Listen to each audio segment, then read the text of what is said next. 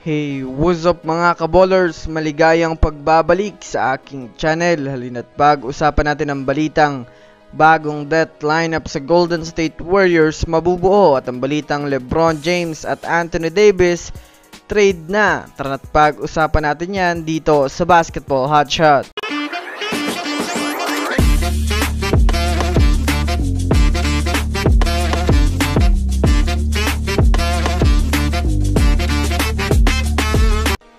Una nga muna tayong dumako mga kaballers sa balita patungkol sa pwede na nga daw i-trade mga kaballers si LeBron James at Anthony Davis ng Lakers.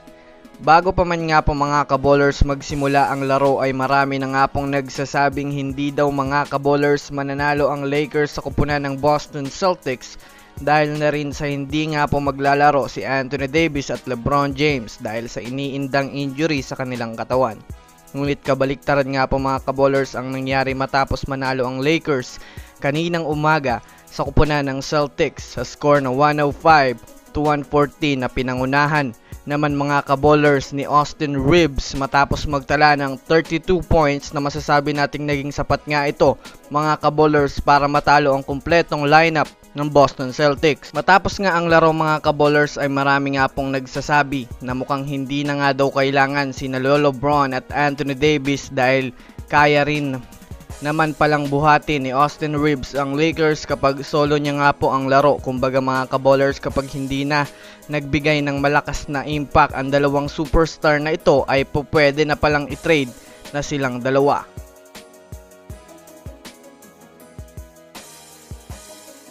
Samantala, dumako naman tayo mga kaballers sa balitang bagong death lineup na dapat buuhin ng Golden State Warriors inilabas na. Alam naman nga po natin sa ngayon mga kaballers na hindi talaga sapat ang lineup ngayon ng Golden State Warriors at ayon nga sa ibang eksperto, mababa nga daw po mga kaballers ang chance na makapasok sila sa playoffs. Bukod pa dyan kung susumadayan nga natin mga kaballers kapag hindi talaga gumawa ng trade move ang Warriors ay masasabi nating hindi talaga sila mga kaballers magkakaroon ng improvement. Kaya naman sa inilabas nga pong trade proposal ng NBA insider na si Fran Leyva, ang tanging paraan nga nila para magkaroon ng championship lineup ay mapakawalan nila ang mga core na sina Andrew Wiggins, Chris Paul, Klay Thompson, Jonathan Kuminga, Kevon Looney at iba pa. Dahil kung susumadayan nga natin marami nga po silang pwedeng makuha gamit ang mga ito gaya na lamang ni na CJ McCollum, Brandon Ingram, Jeremy Grant at Matisse Thybulle. Una na nga dyan na inilabas na trade proposal ay ang pagkuha kay Matisse Thybulle at Jeremy Grant. Makukuha nga daw ng Warriors ito kung ibibigay naman ng Warriors si Klay Thompson kasama ang 2027 first round pick at 2029 second round pick. Habang makukuha naman ng Warriors sina CJ McCollum at Brandon Ingram kapalit ni na Chris Paul, Andrew Wiggins, Jonathan Kuminga, Moses Moody, Brandon Podziemski at 2025 first round pick, 2027 first round pick.